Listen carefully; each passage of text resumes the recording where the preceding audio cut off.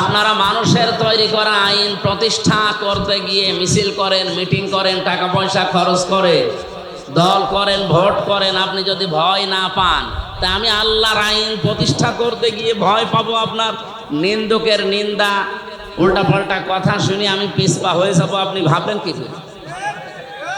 এই জন্য চাঁদাবাজি বন্ধ করা কোনো বিষয় না। কালকে ডিজিএফআই এর প্রধান যিনি আমাদের জেলায়, উনি এসেছিলেন দেখা করার জন্য।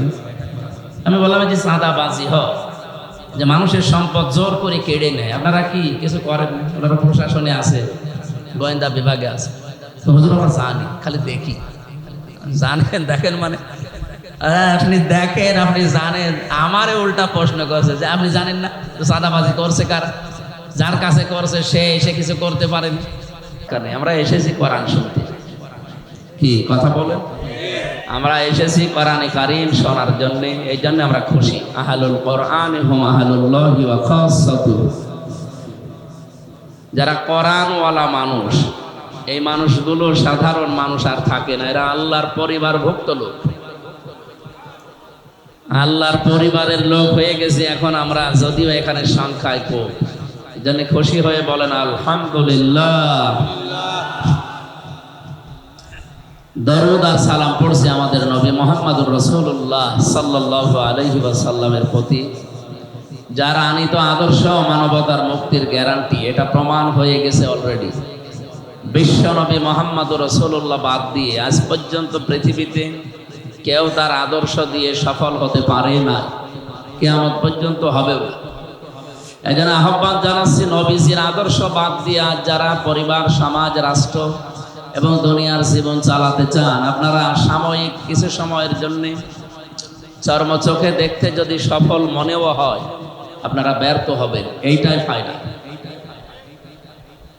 চূড়ান্ত একটা কথা বলছি শেষ পর্যায়ে। এরা আল আদাবুল মুফরাদে এসেছে। বুখারী শরীফ লেখার আগে ইমাম বুখারী এই কিতাবটা লিখেছিলেন। ওখানে একটা হাদিস তিনি 6টা পয়েন্টে নিয়ে এসেছেন। একটা পয়েন্ট এমন আছে, দুনিয়ার ময়দানে যে মানুষগুলো আদর্শ হিসাবে মুহাম্মদুর রাসূলুল্লাহকে মানে না, এ মারা যাওয়ার পরে বিনা বিচারে, বিনা হিসাবে জাহান্নামী। ও যদিও নামাজ পড়ে, যদিও রোজা রাখে, আর যদিও মনে করে যে আমি মুসলমান ছিলাম। এই হাদিস তো আমি এখন বানালাম নাকি? হ্যাঁ, এই হাদিসটা 100 ভাগ সত্য মনে হয় নাকি 98 ভাগ? এই জবান যাদের আছে বলেন তো, 100 ভাগ না 98 ভাগ? 100 ভাগ সত্য হলে এই দেশে যারা আজ বিশ্ব নবীকে আদর্শ বাদ দিয়ে অন্য কাউকে মেনে চলে, সেজন্য নামাজ পড়ে, রোজা রাখে, আর মনে মনে করে আমার তো ছোটবেলায় মুসলমানি দেওয়াই আছে, ওকে জান্নাতে যেতে পারবে, ওকে জাহান্নামে যাবে, ওকে হিসাব নিকাশ নেবে আল্লাহ? বিনা হিসাবে, বিনা বিচারে। এত সত্য কথা শোনার পরেও যদি কারো মনের পরিবর্তন না হয়, ও যদি আরো উল্টো বোঝে, আমার মনে হয় ওর আর হেদায়েত কপালে নেই। হযরত ইব্রাহিম আলাইহিস সালাম যখন জাতির কাছে এই কথা বলেছিলেন, ইন্নী ওয়াজ্জাহাতু ওয়াজহিয়া লিল্লাযী ফাতারাস সামাওয়াতি ওয়াল আরদা হানিফা ওয়া মা আনা মিনাল মুশরিকিন, খুব ভালো করে মিলাবেন। এখনো যদি ইব্রাহিম নবীর মতো ইখলাস নিয়ে, তার মতো মন নিয়ে আল্লাহর পথে মানুষকে কেউ ডাকতে আরম্ভ করে, হাজার হাজার বছর আগে নবী ইব্রাহিমের সাথে যা হয়েছিল, ইব্রাহিমের সন্তানদের সাথে এখন তাই হবে। তিনি যখন জাতির লক্ষ্যে এসে বললেন, বিভিন্ন জিনিস তিনি কিন্তু দেখছিলেন। প্রথমে তারকা দেখেছিলেন, চন্দ্র দেখেছিলেন, সূর্য দেখেছিলেন, এগুলো মনে করছিলেন আমার রব হবে। এগুলো যখন অস্তমিত হয়ে গেল একটার পরে একটা, তখন তিনি এই ঘোষণা দিয়েছিলেন, যেটা আমরা জায় নামাজের দোয়া বলে চালিয়ে দিই। এটা জায় নামাজের দোয়া? আমার মনে হয় পুরা কোরআন শরীফ যদি কেউ পুরাটা মানতে নাও পারে, শুধু এই আয়াতটা মেনে নিলে সে জান্নাতে চলে যাওয়ার কথা। সব কিছু আছে এই আয়াতের ভেতরে। যদিও এটা জায় নামাজের দোয়া না, এটা হচ্ছে আল্লাহু আকবার তাকবীরে তাহরিমা বলার পরে এইটা পড়ার নিয়ম। আপনারা যারা এতদিন জানতেন না, এখন থেকে আমল করবেন, ভালো হবে। নবীজি এইভাবে করতেন। আল্লাহু আকবার বলার পরেই তিনি এই আয়াতটা পড়তেন, সূরা আনআম আয়াত নাম্বার ৭৯। আমার কথা শোনা যাচ্ছে? আরো একটি ভাবা লাগবে। ভাই গল্প করছেন মানে? এদিকে তাকান। হ্যাঁ মুরব্বী, দুইবার তো বলাও যাচ্ছে না, মুরব্বী মুরব্বী বললে আবার ভাইরাল হয়ে যাবে। এদিকে তাকান। হযরত ইব্রাহিম বললেন, ইন্নী ওয়াজ্জাহাতু, অবশ্যই আমার এই সিহারা মানে শুধু ৩.৫ হাত বডি না। এখানে অজহন শব্দের শাব্দিক অর্থের ভেতরে আমরা দেখেছি জীবন চালাতে যা লাগে সব এর ভেতরে আছে। জীবন চালাতে বলেন তো পরিবার লাগে না, সমাজ লাগে না, রাজনীতি করা লাগে না, ব্যবসা করা লাগে না, যা লাগে সব আমি আজকে ঘুরিয়ে দিলাম কার দিকে? লিল্লাযী ফাতারাস সামাওয়াতি ওয়াল আরদ, আসমান আর জমিন যিনি বানিয়েছেন তার দিকে। কথাটা অনেক গভীরের কথা, আর এই কথা যদি মুখ দিয়ে মন থেকে ইখলাসের সাথে আপনি সত্যি বের করতে পারেন, পৃথিবীর অনেক কিছু আপনার থেকে হাত ছাড়া হয়ে যাবে। আপনার পরিবার হয়তো বিরুদ্ধে চলে যেতে পারে, সমাজ, রাষ্ট্র, আপনার আত্মীয় স্বজন, এমনকি নিজের স্ত্রী পর্যন্ত বিরুদ্ধে চলে যেতে পারে যদি এটা মন থেকে কেউ আমল করার নিয়তে পড়ে। আর লোক দেখানোর জন্য পড়লে হবে না।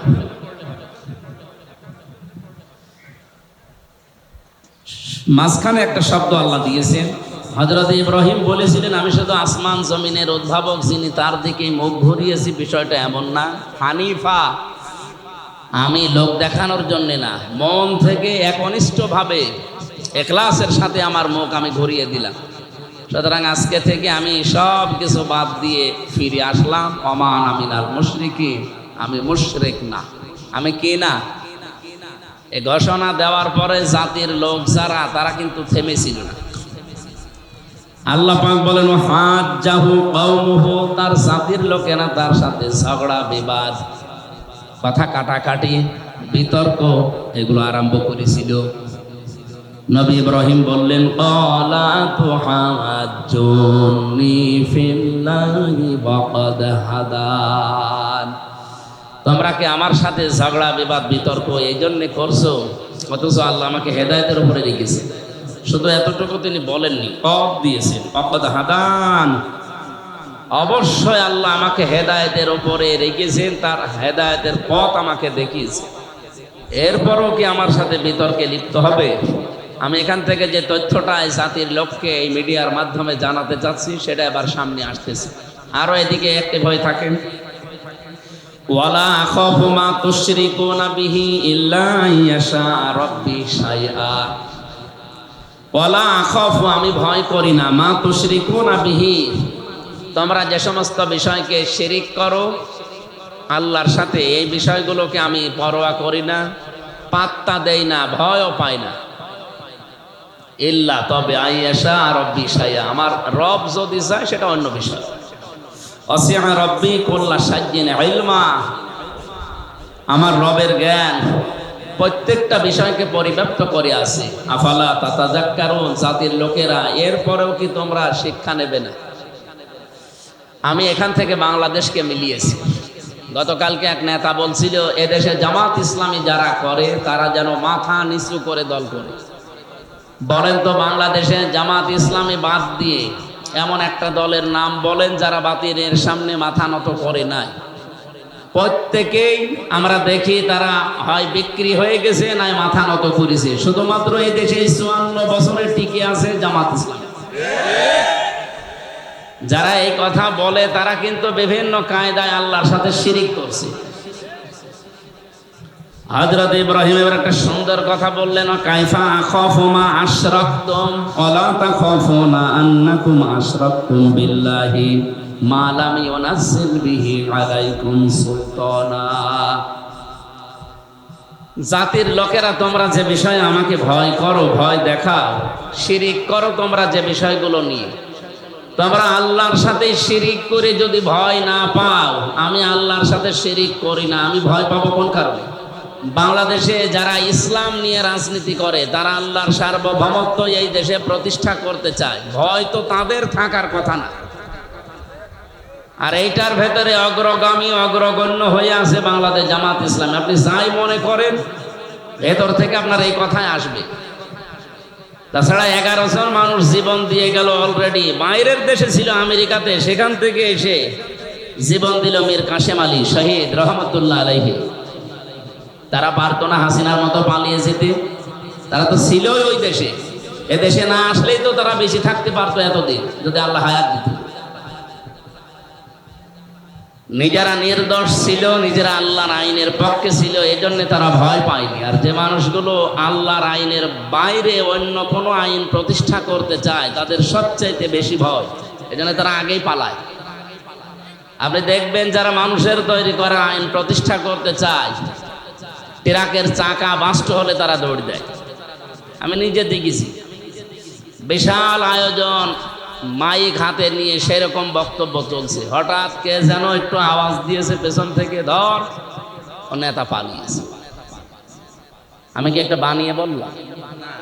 অনেকে মিথ্যা মনে করতে পারে। এ টাঙ্গাইলে বাড়ি একজন টুকু মিয়া, আমি নাম পুরাটা নিলাম না। উনি কয়েকদিন আগেও বাঘের মতো হুঙ্কার দিচ্ছিলেন এদেশে জামাত ইসলামী যারা, তারা রাজনীতি করতে পারবে না। রাজনীতি এদেশে কে করবে না করবে এটা ঠিক করবে বাংলাদেশের জনগণ। আপনি কি 54 বছরে মিথ্যা ধোয়া তুলে যারা বন্ধ করতে পারে না, আপনি একদিনই এসে আগস্টের 5 তারিখের আগে তো কথা কেউ বলতো না, হঠাৎ করে এদেরকে নাড়াচাড়া কারা দিচ্ছে আমরা জানি। আপনি দেখেন আগস্টের 5 তারিখের পর থেকে যতগুলো কথা এদেশে ইসলাম পন্থীদের ব্যাপারে বলা হচ্ছে, বিশেষ করে যারা আল্লাহর আইন চায় তাদের ব্যাপারে, এগুলো একটাও তাদের নিজেদের কথা না, সব দাদাদের শেখানো কথা। তাদের সর্বোচ্চ পর্যায়ে যে লোকটা আছে সেই লোকটা পর্যন্ত কয়েকদিন আগে দেশের হাজারো ইসলামপন্থী তাওহীদি জনতার মানে মুখে বুকে রক্তক্ষরণ আরম্ভ করে দিয়েছে। তারা এটা বলতে চাচ্ছে এই দেশে যেন চরমপন্থা এবং মৌলবাদীর অভয়ারণ্য না হয়। আমরা এই কথার বিকল্প আরেকটা কথা তৈরি করে অলরেডি বলেছি, এই দেশে যেন পাথর দিয়ে মানুষ মারা আর চাঁদাবাজদের অভয়ারণ্য না হয়।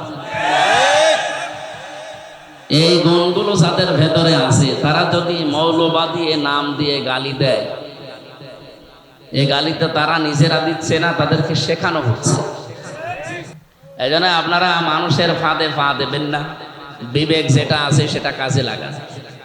বিবেক কাজে না লাগলে কিন্তু আপনি আল্লাহর কাছে মানুষ হিসাবে পরিগণিত থাকবেন না, পশু হয়ে যাবেন। উলাইকা কাল আনআম বাল হুম আদাল। এদের আগে 3টা ইন্দ্রিয় শক্তির কথা আছে। যাদের বিবেক কাজে লাগে না, আল্লাহ তাআলা জানিয়েছেন এগুলো আর মানুষ থাকে না, এগুলো শুধু না চতুষ্পাদ চাইতেও খারাপ। বলেন নাউজুবিল্লাহ।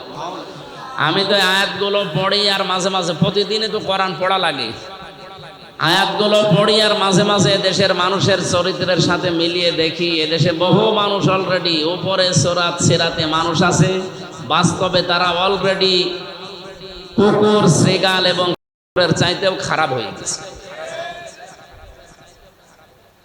কারণ কি? উলাইকা হুমুল গাফিলুন, এই মানুষগুলো গাফিল। আল্লাহ আমাদের হেফাজত করুন, বলেন আমিন। আপনারা মানুষের তৈরি করা আইন প্রতিষ্ঠা করতে গিয়ে মিছিল করেন, মিটিং করেন, টাকা পয়সা খরচ করে, দল করেন, ভোট করেন। আপনি যদি ভয় না পান, তা আমি আল্লাহর আইন প্রতিষ্ঠা করতে গিয়ে ভয় পাবো? আপনার নিন্দুকের নিন্দা, উল্টাপাল্টা কথা শুনে আমি পিছপা হয়ে যাবো, আপনি ভাববেন কি করে? আমি তো আমার বাবার আইন, আমার চাচার আইন, আমার স্বামীর আইন এই দেশে তৈরি করার জন্য চেষ্টা করছি না। আমার সারা জীবনের চেষ্টা, সারা জীবনের স্বপ্ন যে এ দেশ চলবে আল্লাহর আইন দিয়ে। কথা বলেন না কেন? হযরত ইব্রাহিম এটা চাইনি, তা আমরা তার সন্তান হিসেবে এটা চাই।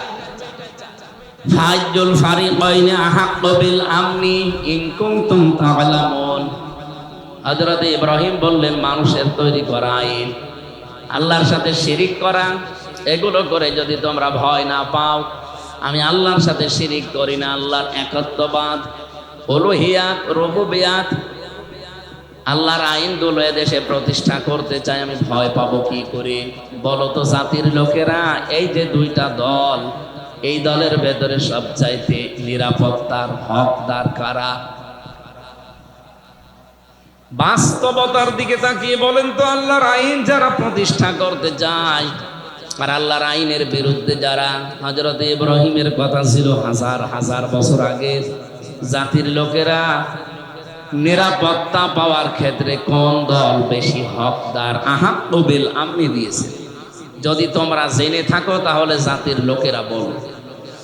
আল্লাহ এর পরবর্তী আয়াতে 82 নম্বর আয়াত সূরা আনআম, নিরাপত্তা পাওয়ার জন্য সবচাইতে বেশি হকদার কারা, কারা অধিকারী, আল্লাহ নিজে ঘোষণা দিয়ে জানালেন যে অন্য কেউ কথা বললে তাদের কথায় ভেজাল থাকার সম্ভাবনা আছে না নেই? আল্লাহর কথায় কোনো ভেজাল নেই, জন্য তার কথাই শোনাচ্ছি।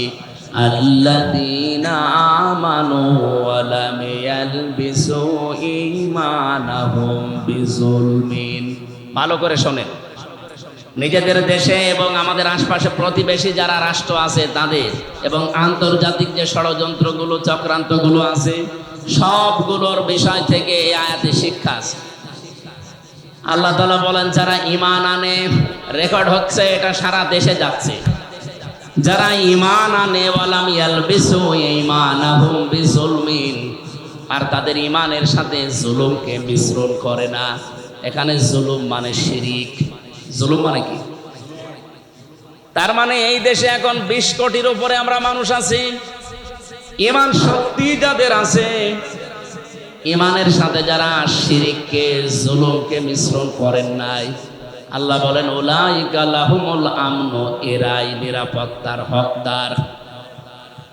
পাহারা দেওয়ার জন্য আল্লাহ যথেষ্ট। আমরা যাদেরকে পাহারাদার নিযুক্ত করেছি, ওর মাঝখান থেকেও যদি আজরাইল নিয়ে যায়, পাহারাদাররা বাধা দিতে পারবে? তাহলে আমাকে পাহারা দিতে পারে, নিরাপত্তা দিতে পারে সবচাইতে বেশি কে? আল্লাহর শব্দ চয়ন দেখলেন উলাইকা। এই সমাজের ঈদগাহ ময়দানে যারা বসে আছে, আল্লাহ মনে হচ্ছে এইভাবে দেখাচ্ছে, উলাইকা এই মানুষগুলো, লাহুমুল আমনু, এরাই নিরাপত্তার হকদার, ওহুম মুহতাদুন, এবং এরাই হেদায়েতের উপরে আছে। বলেন সুবহানাল্লাহ। আয়াতের 2টা পয়েন্ট শেষ করে আমার আলোচনায় আমি ফিরে যাচ্ছি। প্রথম কথা ছিল যারা ঈমান আনে। ঈমান আমাদের আছে না? একথা আপনি একটা হিন্দুকে বলেন, ওই লোকটাও বলবে আল্লাহ একজন আছে, আমিও জানি। আবু জেহেল পর্যন্ত কথা বলতো, ওয়ালা ইন সাআলতাহুম মান খালাকাস সামাওয়াতি ওয়াল আরদা লা ইয়াকুলুনাল্লাহ। আল্লাহ পাক বলেন নবী, আপনি যদি আবু জেহেলকেও জিজ্ঞাসা করেন আসমান জমিন কে বানিয়েছে, ও বলবে আল্লাহ বানিয়েছে। তাহলে আবু জেহেল আল্লাহ একজন আছে এই কথা বিশ্বাস করতো না নাকি? বিশ্বাস করত। আমি এই 2 দিন আগে এসেছি মক্কা মদিনা থেকে। কাবা শরীফের যে দরজা, এই জায়গায় হাত দিয়ে, ও বদরের ময়দানে যাবার আগে কাবার এই হাতিমে কি দরজার উপরে হাত দিয়ে দোয়া করলে মুলতাজাম বলা হয়, এটা দোয়া কবুল হয়। ও দোয়া করেছিল, কাবার মালিক তুমি একজন আছো আমি জানি, মুহাম্মদের বিরুদ্ধে বদরের ময়দানে আমি যুদ্ধ করার জন্য যাচ্ছি, সত্যের পক্ষে যে আছে তাকে তুমি বিজয় দিও। ও আবু জেহেলের জীবনে একটা দোয়া কবুল হয়েছে, কারণ ও তো সত্যের পক্ষে ছিল না। সত্যের পক্ষে কে ছিল? মুহাম্মদ রাসূলুল্লাহ। তার পক্ষে ও দোয়া করছে যে সত্যের পক্ষে যে আছে তারে তুমি বিজয় দিও। ওর দোয়া জীবনে একটা কবুল হয়েছে, কারণ কাবার এই মুলতাজাম নামক জায়গা, যেটা দরজা, এটা এত দামি, এত পবিত্র আল্লাহর কাছে, এত মর্যাদা সম্পন্ন জায়গা, যে 10 জায়গায় দোয়া কবুল হয় তার ভেতরে এটা একটা। আবু জেহেল না, শুধু আবু তালিব, নবীর আব্দুল মুত্তালিব, নবীর দাদা, এই লোকটাও এখান দাঁড়িয়ে দোয়া করেছিল যেদিন আব্রাহা কাবা ভাঙতে আসে। সেদিন বলেছিল কাবার মালিক, এ ঘর তো আর আমার না, আমি খাদেম, আমার গরু ছাগল উট ভেড়া ওগুলো ওরা নিয়ে গেছে, আমি ওইগুলো ফেরত নিয়ে আসতে যাচ্ছি, কিন্তু ঘর তোমার, তোমার দায়িত্বে দিয়ে দিলাম। ও কাবার দরজার সাথে চাবি ঠেকিয়ে ওই জায়গায় চাবি রেখে দোয়া করেছিল। আল্লাহ কি কবুল করে নাই? অথচ লোকটা কি মুসলমান? এই জায়গায় দাঁড়িয়ে দোয়া করলে কারোর দোয়া আল্লাহ আজ পর্যন্ত ফেরত দেয়নি। আমার মনে হয় এখন যারা বিভিন্ন কায়দায় মাথা চাড়া দিচ্ছে ইসলামের বিরুদ্ধে, কাবার এই মুলতাজাম নামক জায়গা ধরে 3 দিন আগেও দোয়া করে এসেছে যদি কবুল হয়। আমার সারা জীবনের স্বপ্ন আল্লাহ বাংলাদেশের চর্ম চোখে কোরআন দিয়ে সংসদ চলছে, এটা যেন দেখে মরতে পারি। বলেন আমিন। আর কিচ্ছু দরকার নেই। কোরআন শরীফ যদি এই 92 ভাগ মুসলমানের এই 56,000 বর্গ মাইলের এই দেশে না চলে, তে আমাদের বেঁচে থেকে লাভ কি? আমি আর কত, আর নয় 50-60 বছর বাঁচলাম, না আর 100 বছর বাঁচলাম, বল আমার কি লাভ আছে? খাবার খেলাম, সন্তান জন্ম দিলাম, জমি জায়গা হইলো, টাকা পয়সা হইলো, আমি মরে গেলাম। কি আমি 4 বছরে তো একটা মিনি জান্নাত দেখতে চাই। আর মিনি জান্নাত তৈরি হবে বাংলাদেশ তখন যখন কোরআন দিয়ে চলবে এই দেশটা। আপনি একবার একটু দেখেন না কেন? 56 বছর তো ধোঁকা খেয়ে খেয়ে অনেক কিছুই দেখলাম, কিছুই পাইনি। একবার একটু দেখা যায় না? এবার আমার মনে হচ্ছে এই কথার উপরেই সারা দেশের মানুষ জোট বেঁধেছে, একবার একটু দেখা যায় কিনা দেখি। পাগল পর্যন্ত বলছে যে এবার আমি দেখব। অন্তত পাগল যদি এ কথা বলে, আমরা কি পাগল নাকি? আমরা আমাদের বিবেক অনুযায়ী বলতে পারি যে এবার আমরা একটু দেখতে চাই যে কোরআন দিয়ে সংসদ চললে কেমন দেখা যায়। অনেকে বলছে চাঁদাবাজি বন্ধ হবে না যতদিন নির্বাচন না দেবেন। আরে পাগল, বন্ধ হওয়া কোনো ব্যাপারই না, শুধু কোরআনের কাছে একটু দিয়ে দে। চাঁদাবাজি বন্ধ হবে না, চাঁদাও বন্ধ হবে, বাজিও বন্ধ হবে।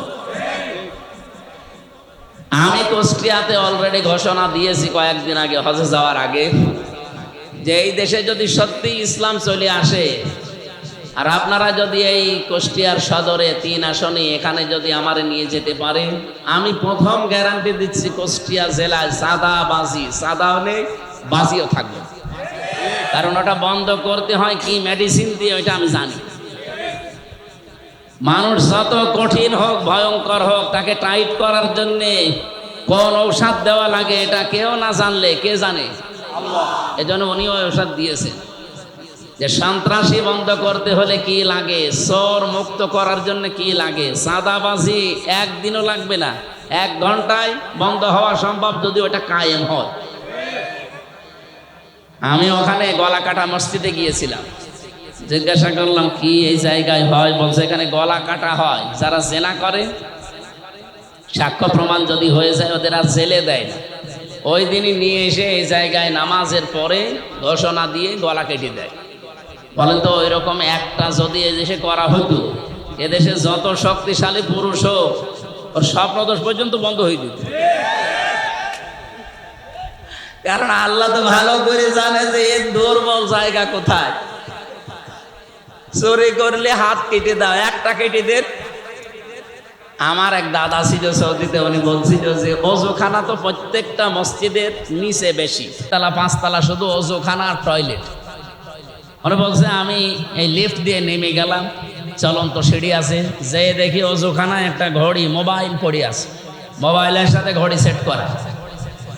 দেখলাম এখানে তো ক্যামেরা দেওয়া থাকতে পারে, আর যদি ধরা পড়ে যায় হাত কেটে দেবে। দেশে গেলে মানুষ বলবে হাজী সাহেব চোর। এই জন্য তাকিয়ে দেখলাম আশপাশে অন্তত কেউ নেই, ক্যামেরাও নেই, তুলে দিলাম। মনের ভেতরে একটা ভয় যাবে, একটা হাজি মানুষ কার জিনিস নিলাম। মসজিদে নববীর সামনে হারানো জিনিস যেখানে জমা দেয় ওই জায়গায় নিয়ে গেলাম। জিজ্ঞাসা করলাম ভাই এই ঘড়িটার দাম কেমন হবে? আমার এটা সেদিন মালয়েশিয়া থেকে একজন দিয়েছে, এটার দামই নাকি 42,000 টাকা। তো উনি যে ঘড়ি পেয়েছেন, ঘড়িটা পাওয়ার পরে বললেন যে বাংলাদেশে ইয়াহাজি হজ্জা তাই না বিলা দোকা, আপনার বাড়ি কোথায়? যে তুমি বাংলাদেশ থেকে এসেছি। যে এই ঘড়ি আপনি পেলেন কোথায়? টয়লেটের যে ওজুখানার পাশে পড়েছি। তাহলে যে যা জমা দিচ্ছেন এই ঘড়ির দাম বাংলাদেশের টাকা অনুযায়ী কমপক্ষে 72,000 টাকা হবে। এখন যে টাকার মান, ওটা 16 সালে 1 টাকায় 22 টাকা হতো, এখন 1 টাকায় 33 টাকা। তার মানে ওই সময় যদি 72,000 টাকা একটা ঘড়ির দাম হয়, অজুখানায় পড়ে আছে, কেউ নিচ্ছে। কেন কত লক্ষ লক্ষ মানুষ, তাদের চাহিদা নেই? খালি আল্লাহর এই আইনটা থাকার কারণে ঘড়ি নিরাপদ। আমাদের দেশে 72 পয়সা থাকে, 72,000 কোটি টাকাও থাকবে যদি ওই আইনটা সংসদে ওই যেদিন স্বাধীন হয়েছিল ওই দিন কায়েম হয়ে থাকবে। বলেন, 1,500 বছর আগে আইনটা আল্লাহ কোরআনে দিয়েছেন, আস-সারিকু ওয়াস-সারিকাতু ফাকতাউ আইদিয়াহুমা জাযাআম বিমা কাসাবা নাকালুম মিনাল্লাহ। এই 1,500 বছরে আজ পর্যন্ত ওই দেশে চুরি প্রকাশ্যে নেই, যদি গোপনে কেউ করে থাকে আলাদা। প্রকাশ্যে যদি চুরি হয় আর যদি ধরা পড়ে ওর সঙ্গে সঙ্গে হাত কেটে দেবে। এমনকি নবীজি বলেছিলেন, আমার নিজের মেয়ে ফাতেমাও যদি চুরি করে তাও হাত কেটে দেবে। এইটা যদি সত্যি এই দেশে আমরা দেখতে পেতাম, চুরির জন্য এই ভয় আমাদের যায় এখন, এটা থাকতো। এই জন্য সাদাবাজি বন্ধ করা কোনো বিষয় না। কালকে ডিজিএফআই এর প্রধান যিনি আমাদের জেলায়, উনি এসেছিলেন দেখা করার জন্য। আমি বললাম যে সাদাবাজি হয়, যে মানুষের সম্পদ জোর করে কেড়ে নেয়, আপনারা কি কিছু করেন? আপনারা প্রশাসনে আছে, গোয়েন্দা বিভাগে আছে। তো হুজুর আমরা জানি, খালি দেখি। জানেন, দেখেন মানে আপনি দেখেন, আপনি জানেন। আমারে উল্টা প্রশ্ন করছে যে আপনি জানেন না তো সাদাবাজি করছে কার?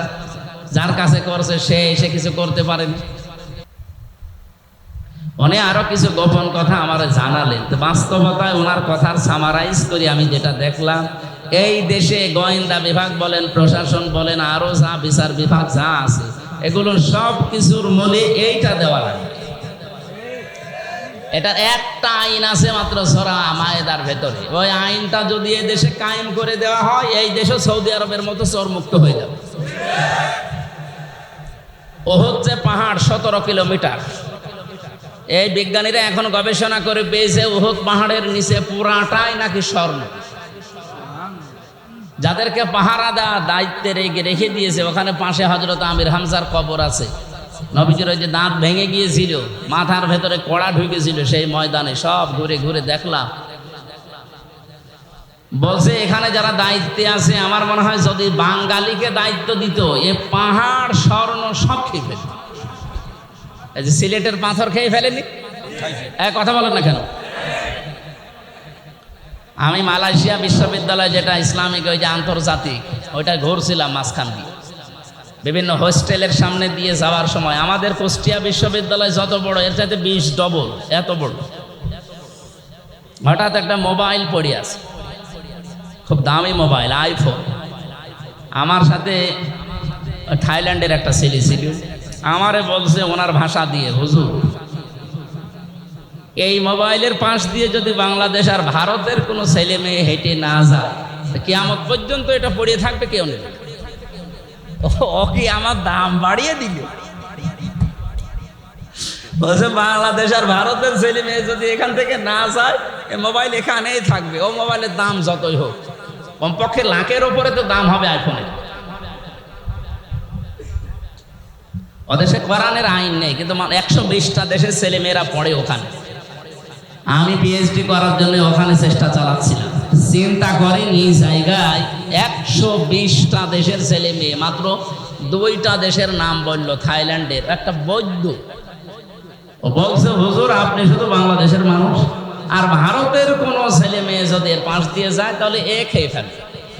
কিন্তু পৃথিবীর অন্য কোনো দেশের লোকজনের পাশ দিয়ে হেঁটে যাবে। এখন রাত বাজে কত? 2টা বাজে ওই সময়, ওই দেশে 2টার সময় পড়ে আছে, কেউ নেই। সিসি ক্যামেরা ওই জায়গায় নেই, কিন্তু পড়ে আছে, কেউ নিচ্ছে না। আমরা ওই দৃশ্যগুলো বিশ্বের বাইরের দেশে দেখি, ওদের কাছে শুনি, আর আফসোস লাগে। এই দেশটাও যদি আমরা এভাবে দেখতে পেতাম। মালয়েশিয়া মাত্র 2004 সালের আগে আমাদের চাইতেও খারাপ ছিল। এই 21 বছরের দেশটা এমন জায়গায় দাঁড়িয়ে গেছে, মনে হচ্ছে তোর মিনি জান্নাতে ঘুরে বেড়াচ্ছে। প্রায় বাংলাদেশের সাথে 7 ডবল বড়, এত বড় দেশ। 1200 কিলো, 1800 কিলো, 2000 কিলোমিটার খালি পাথর আর পাহাড়, আর এই যে মরুভূমি, 2 দিকে পাহাড়, রাস্তা মাঝখানে। 1500-2000 কিলোমিটার রাত্রে চলে যাচ্ছে, কোনো ভয় নেই ভেতরে। ড্রাইভারকে বলছিলাম এই যে এই গা সমসম করছে, আপনি যাচ্ছেন, আপনার কোনো ভয় নেই। শুধু আল্লাহর ভয় ছাড়া কেউ আপনার সামনে আসবে না। কি দেশ বানিয়েছে বলেন তো? আমরা এটা বানাতে চাচ্ছি ভাই। এই জন্য আমিরে জামাত আমাদের ডাক্তার শফিকুর রহমানের ঘোষণাগুলো সব স্পষ্ট যে আমরা সরকারি গাড়ি পর্যন্ত নেব না, প্লট ফ্ল্যাটও নেব না। এমনকি 5 বছরে এমপি থাকাকালীন ওর একটা টাকা বাড়বে না, আরো যা টাকা আছে কমে যাবে। বাংলাদেশে এখন 73টার উপরে দল আছে। একটা দল এই ঘোষণা দেখতো যে আমার দল থেকে যদি এমপি হয়, মন্ত্রী হয়, ওর 5 বছরে 1 টাকা বাড়বে না, যা আছে আরো কমে যাবে। আমার মনে হয় বাংলাদেশে কোনো দলের লোক এমপি দাঁড়াবে। ঝামেলা আছে, আমার লাভ কি? আপনি গ্যারান্টি দিয়ে বলেন, আমি কোরআন শরীফ মাথায় নিয়ে হাতে নিয়ে বলবো, আমার দল যে ঘোষণা দিয়েছে অন্য কোনো দল যদি দিতে পারে আমি সেই জায়গায় যোগ দেব। বলেন। আরো আমার কুষ্টিয়ায় একজন ঘোষণা দিয়েছে যে 50 কোটি টাকা খরচ করলেও করব, তাও এই আসন আমার লাগবে। আপনার কি লাভ? 50 কোটি টাকা খরচ করে আপনার কোন লাভ আছে বলেন? আমার 1 টাকা খরচও নেই, 1 টাকা লাভেরও ধান্দা নেই। আপনি যদি 50 কোটি টাকা খরচ করেন অবশ্যই আপনার 100 কোটি টাকা। কথা বলেন না কেন? এতদিন এই ধোঁকাবাজি, প্রতারণা, মিথ্যা এগুলো আমরা এই 54 বছর দেখলাম। এখন সবাই মনে হচ্ছে জোর বেঁধেই ফেলেছি। আপনার কাছে খারাপ লাগলেও এটাই সত্য। অনেকেই ভয়ে ভয়ে আছে, যদি পাস না করি তখন আমার অনেকে কি ঝামেলা হবে। আরে ভাই, আপনার ভয় কিসের? 100% গ্যারান্টি দিতে পারি এবার ইসলাম এই দেশে ক্ষমতা যাবে ইনশাআল্লাহ।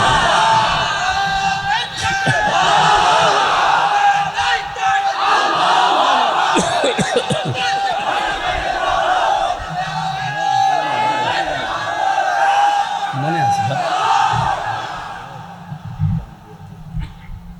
আমার ভাইরা, বিবেকের কাছে আপনারা যে প্রশ্ন রাখলাম, যারা আজ মানুষের তৈরি করা আইনগুলো জমিনে কায়েম করতে চায়, সে যে নামেই হোক, তারা যদি ভয় না পায় মিছিল মিটিং করতে, ভোট চাইতে, আপনার দুয়ারে দুয়ারে যেতে, আমি আল্লাহর আইন কায়েম করতে চাই, আমি ভয় পাবো কেন? বলেন, আমি কেন ভয় পাবো? আমি তো নিরাপত্তা পেয়েছি আল্লাহর কাছ থেকে, কারণ আমি ঈমান আনার মতো ঈমান আনার চেষ্টা করছি এবং আমার ঈমানের ভেতরে কোনো শিরিক নেই, জুলুম নেই। আল্লাহ অবশ্যই আমাকে নিরাপত্তা দেবেন, এই গ্যারান্টি দিয়েছেন আল্লাহ নিজে। আর আমি নিজে দেখে আসলাম, আমাং দাখালাহু কানা আমিনা। আল্লাহ বলেন, আমার এই ঘরের ভেতরে প্রবেশ করো, নিরাপত্তা দিয়ে দেব। মক্কার এরিয়া কিন্তু শুধুমাত্র এখান থেকে এই খুঁটি পর্যন্ত না, 3.5 কিলোমিটার 4 কিলোমিটার মক্কার এরিয়া, মানে কাবা শরীফের এরিয়া এত বিশাল। মামনুন গয়রা মুসলিম তাদখুলু মামনুন গয়রা মুসলিম লেখা আছে যে এ পর্যন্ত মুসলমান ছাড়া অন্য কোনো জাতির লোক প্রবেশ করতে পারবে না, যারা কাফের। তার মানে ওগুলো সব কাবার এরিয়া। যদি আগামীতে দরকার হয় তো বিল্ডিংগুলো ভেঙে দিয়ে এত বড় বিশাল চত্বর বানাবে, 3.5 কিলো 4 কিলো 5 কিলো দরকার হয়, খালি কাবার চত্বর বানিয়ে নেবে। তাহলে এই চত্বরটার ভেতরে যদি কেউ প্রবেশ করে সে নিরাপত্তা পেয়ে যায় কার কাছ থেকে? আমি নিজে দেখেছি, আপনার বাবার হত্যাকারী আপনি কাবার এরিয়ার ভেতরে পাবেন, কিচ্ছু বলতে পারবেন না। অথচ আপনার বাবাকে সে মেরিয়ে এসেছে, কিচ্ছু করার কায়দা নেই ওই এরিয়ার ভেতরে। এমন শান্ত, এমন নিরাপত্তা দিয়ে দিয়েছেন আল্লাহ। এবার আমার প্রশ্ন, বাংলাদেশ কি কাবা শরীফ? এই কথা বোঝার চেষ্টা করেন, বাংলাদেশ কি কাবা শরীফ? তাহলে এই 56,000 বর্গ মাইল ঠিক ওই রকম নিরাপত্তার একটা নগরী বানানো দরকার না?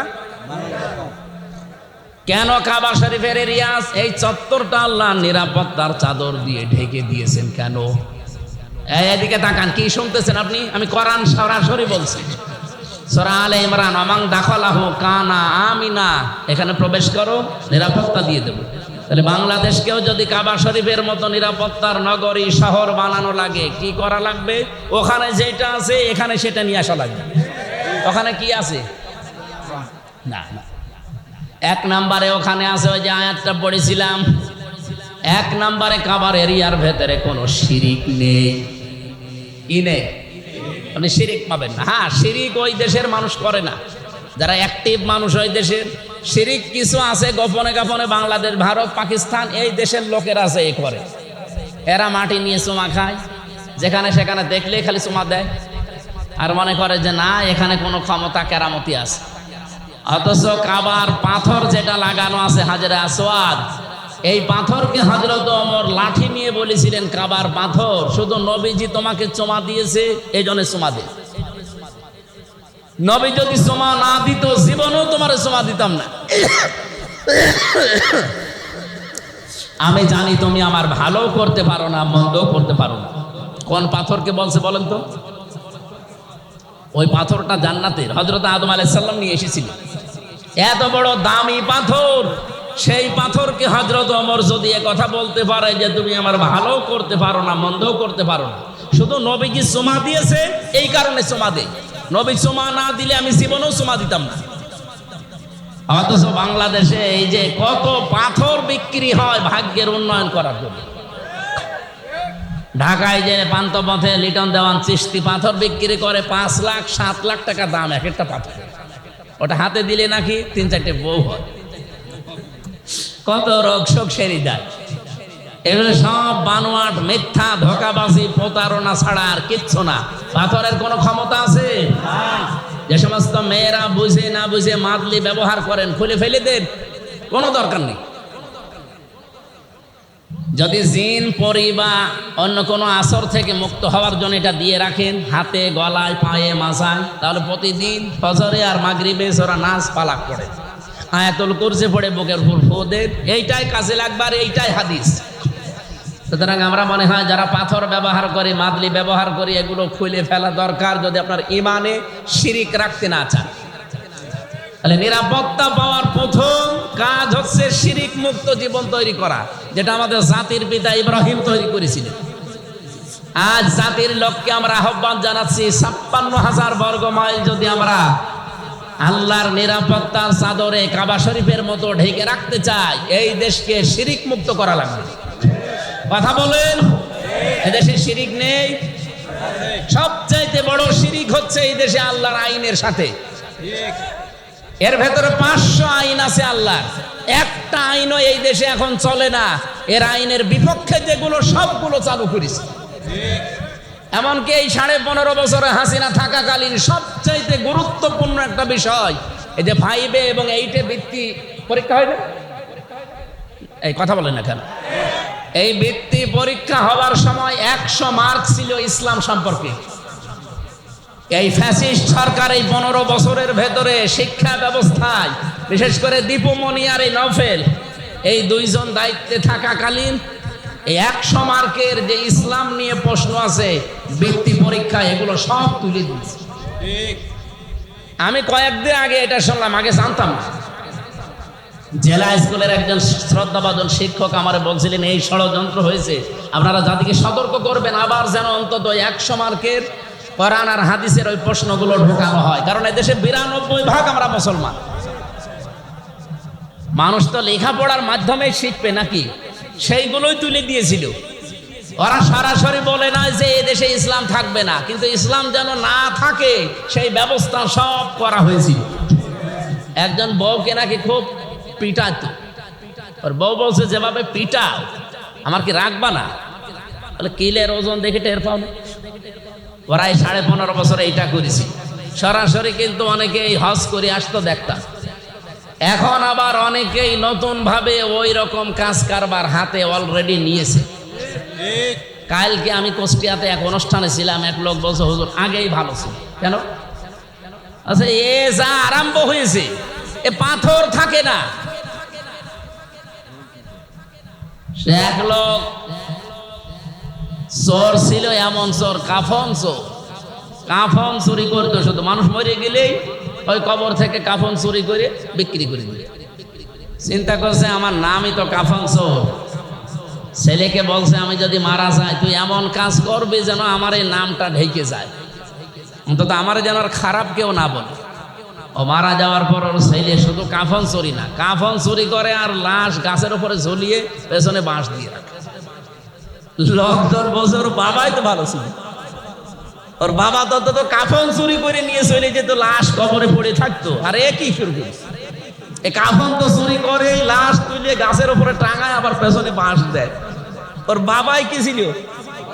আমার মনে হচ্ছে এই দেশে কিছু মানুষ আরম্ভ করেছে, এই জন্যই কিছু মানুষ বলতেছে যে আগেই, আসলে তো আগে ভালো ছিল। আগে তো অন্তত পাথর দিয়ে মানুষ এভাবে মারা দেখি নাই, লঘি বইটা দিয়ে দেখেছি, পাথর দিয়ে দেখেছি। মানুষ খায়, তা বলে পাথরও খেয়ে ফেলে। কি একটা সুন্দর দৃশ্য ছিল বাংলাদেশের ভেতরে, সিলেট, সে জায়গাটা এখন শ্মশান বানিয়ে ফেলেছে। আপনি চেয়ারে বসার আগেই যদি এভাবে খাওয়া খাওয়া আরম্ভ করে, চেয়ারে বসিয়ে দিলে আপনি কিছু রাখবেন? এদেশের মানুষ এখন সব বোঝে, শুধু সময়ের অপেক্ষায় আছে এই জায়গা মতো টিপ দেওয়ার। এই কথা বলেন না কেন? আল্লাহ তুমি আমাদেরকে নিরাপত্তার এই কাবা শরীফের মতো এই 56,000 বর্গ মাইল যেন নিরাপত্তার চাদরে আমরা ঢেকে রাখতে পারি, সেই তৌফিক দাও। আমিন। আমি সূরা বালাদ থেকে আলোচনা করব বলে বসেছিলাম, আপনারা কি চলে যাবেন নাকি? সময় দেওয়া যাবে না, আধা ঘন্টা 45 মিনিট এখনো আছে, থাকবেন না?